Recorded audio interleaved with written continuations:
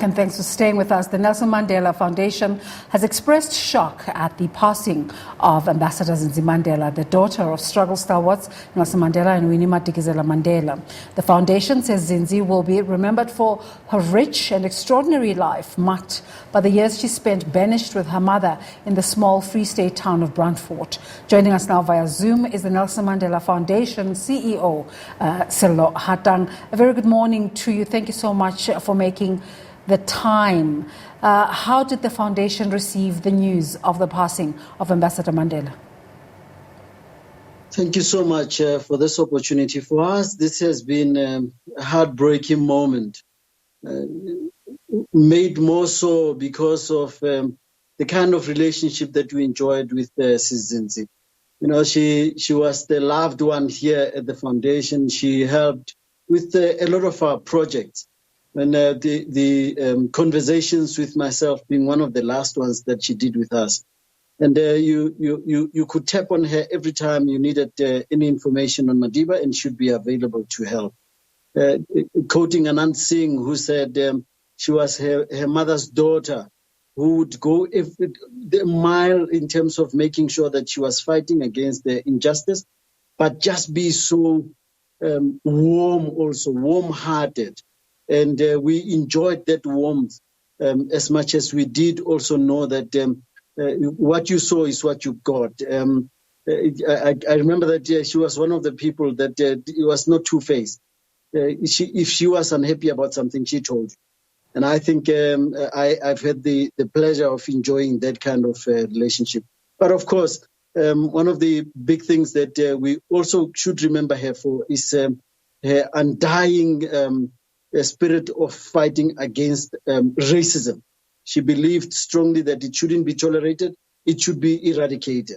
And in her honor, we must eradicate racism. You're confirming there is such a thing as favoritism? Well, yeah, of course, there's always room for that. And in this case, she was one of the people that we really loved at the foundation. Yeah. Of course, that doesn't exclude you. Whenever you come here, you know we want to even lift you. Thank you so much. I know I'm always very warmly welcome at the foundation. But you're talking about her fight against racism. A law firm, I can't find them right now, posted yesterday in reaction to her passing that they were actually in the process of fighting a hate speech case on her behalf. So even though these things were quiet and we didn't see them, there were always things happening in the background. Of course, if there's one person that we knew was standing firmly behind us against AfriForum, and even on the other side, wherever she is, we will always make her proud to fight all these forces of the right, who are always wanting to oppress, who are always wanting to protect privilege, and we will continue to fight those battles in her honor. But I think there's no doubt in my mind that wherever she is, she's now reunited with Madiba, with Mam Winnie Madikizela-Mandela, and we're hoping to continue to make her proud. With the South Africa that we want to build, one that's free of racism, gender-based violence, one that's free of any other social ills such as xenophobia, but of course her speaking her mind against corruption. And we are saying to those who are continuing to steal from the poor through these relief funds, stop in her honor. Please stop, because this is the one person who was firm to say that we must not be stealing from the poor. We must not be robbing the poor of their dignity. Make sure that you then stand firm behind those who are vulnerable to poverty and inequality. You say that she helped a lot in your fights against AfriForum. A lot of backlash on social media, especially from the right-wing considered sections of community, people saying, you know, good riddance. How do you respond to this? Those are people who are still trying to hold dear to the idea that white supremacy should reign supreme. We must stand firm against them. And I urge all South Africans out there, please make sure that wherever you see oppression, it doesn't matter where it comes from, we must stand up against it. And the injustice that comes with landlessness is something that she also identified as a struggle. Speaking to Tembeka Ngugatobi, one of our attorneys, one of our people who stand firm with us every time we stand on these things, he indicated that we must continue to wage these struggles in her honor. So those who are saying good riddance, they actually do not belong to a country that's more equal, that she was fighting for, that her dad was fighting for, and that her mom was fighting for. And in her honor, we'll continue to fight them to say that white supremacy must be eradicated. We must make sure that we accord those who continue to feel the pinch of poverty and inequality because of the struggles that were waged in the past will be highlighted. There's a conversation about marking her legacy as an individual in terms of sometimes not completely connecting it to her parents. But I want to ask you something. The Nelson Mandela Foundation, its very modus operandi is for upholding the legacy of Nelson Mandela. And one of the things that perturbed Ambassador Zindzi Mandela was the incorrect depiction of her mother's legacy. Are you able to take us into some of the conversations you had with her about this conversation? Look, we did our best to try and make sure that Mam Winnie's legacy was always highlighted. We helped with the book that she wrote about incarceration and her isolation, period of isolation. And we continue to help the family now with the archive, making sure that we help digitize, preserve, and ultimately with the view of us being able to share that legacy through the archive. And I think she was no different. We must also celebrate her in her own right.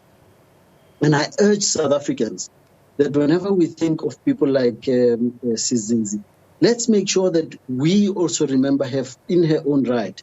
And that's the problem that most women also suffer from, that one is associated with the legacy of your husband, the father, your father, etc. And I think she was a person who, and I want to maybe use this example of a letter that we quoting from yesterday, we quoted from yesterday, where in 1987, Madiba said that he heard from an acquaintance how Zindzi was rock solid. And he said, you can imagine how I was beaming with pride at the thought of my daughter being rock solid. And she remained rock solid. She could speak her mind through the most difficult of moments. And I think if we are to do anything, we should then observe her caution that we must never lose our mouths to speak against injustice. It doesn't matter who is perpetuating that injustice. Even if it's those who liberated us, we must stand up and say, this is wrong. You must not be doing these kind of things. In other words, everything must be based on principle. She was one of those principled people. Sometimes, like her mom, she was misunderstood. What are some of the things that you'd like to clarify about her that the public didn't get correct about her? You know, one of the moments that is really used by particularly the likes of the right-wingers who are saying good riddance is how they misunderstood how she was actually about correcting the injustices of the past, even though they are perpetuated today, including the issue of dealing with the land question. I think if we are to do anything to understand this legacy, we must understand it in its totality, that here is a person who was then, as a child, had her dad just taken away from her, gets to see her dad when she's much older.